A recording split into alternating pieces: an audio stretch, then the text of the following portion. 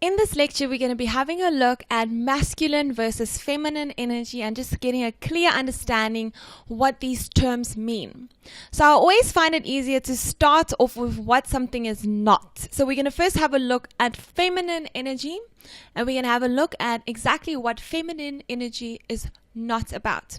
So feminine energy does not mean that you look more girly or you are always dressed in flower prints. Okay, so if you thought this course is about creating a new outer look, that's not what it's about. It's all about an energy. It's not about the physical appearances. Feminine energy it's also something that is not gender specific. So it's not only found in women. So both men and women has a feminine side. We all are masculine and feminine energies combined. It just means that some people have more feminine energy and less masculine energy, but that also doesn't relate to your gender. A woman can have more of a masculine energy even though she is female, and a smaller percentage of a feminine energy, and the same counts for a man. Lastly, it's got nothing to do with feminine empowerment, saying that women are better than men and we want equal rights. It's got nothing to do with that. It's purely about accessing one side of who you are. So let's have a closer look at exactly what feminine energy is all about. Like I mentioned, it's important to know that every person, both male and female, has a masculine versus a feminine side within them. It's also really important to know that both of these energies are equally important in your life. They drive different forces. Some of them have us be more compassionate people when it's needed, and the other energies help us accomplish goals when we want to get promotions at work. An easy way to look at masculine and feminine energy is by thinking of it as the yin and the yang that lives inside all of us. Remember, not one of these energies are more or less important than the other. We just use them for different goals in life. So let's think about some of the things that feminine energy is associated with, so you can have a really clear understanding what it's all about to get engaged and in touch with your feminine side. Feminine energy is associated with things such as inner strength. It's a softness. It's about being compassionate. It's about inner knowing, wisdom, and intuition. It's also about getting in touch with your creativity and nurturing yourself. It's passive energy. It's not competitive. It's receptive, and it is self-assurance. Okay, so a feminine energy takes into consideration how other people are feeling, and they respect each other as individuals. This energy is wise, and it is strong, it's honest, it's powerful, and it's responsible. So how beautiful does that sound? Why would you not want to get in touch with something that is wise and powerful and honest and respectable? This means that when someone is mostly in touch with their feminine side at any given stage, they will be characterized by things such as being intuitive. They will be connective. They will be relational. They will be open to receiving things. They will be emotional.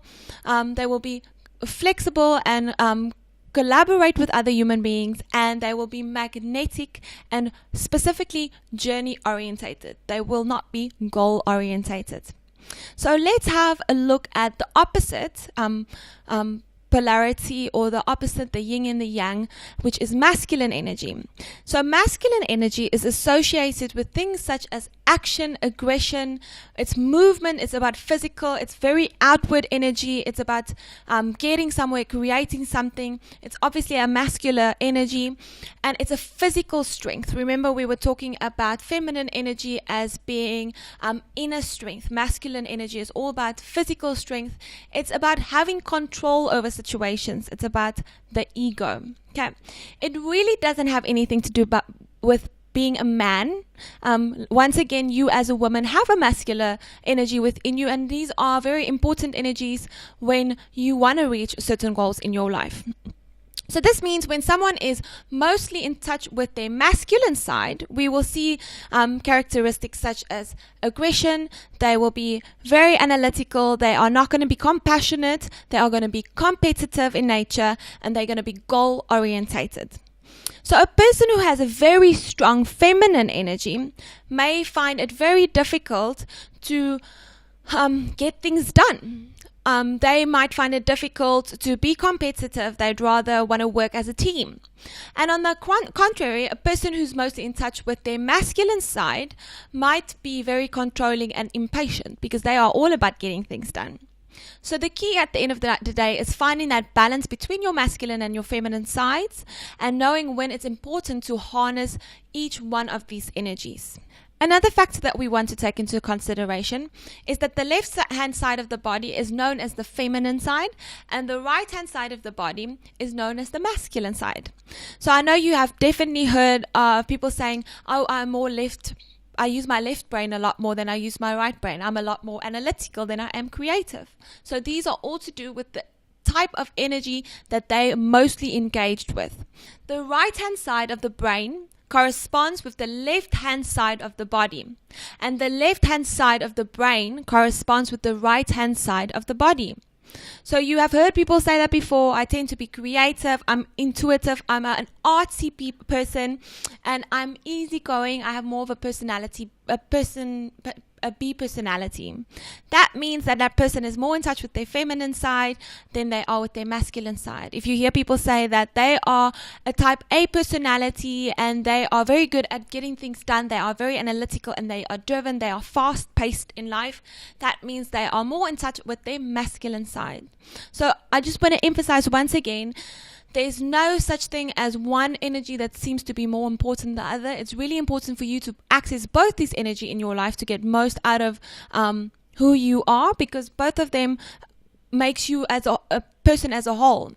I hope you have enjoyed learning a little bit more about feminine and masculine energy, and that that you have a clear understanding what it's all about.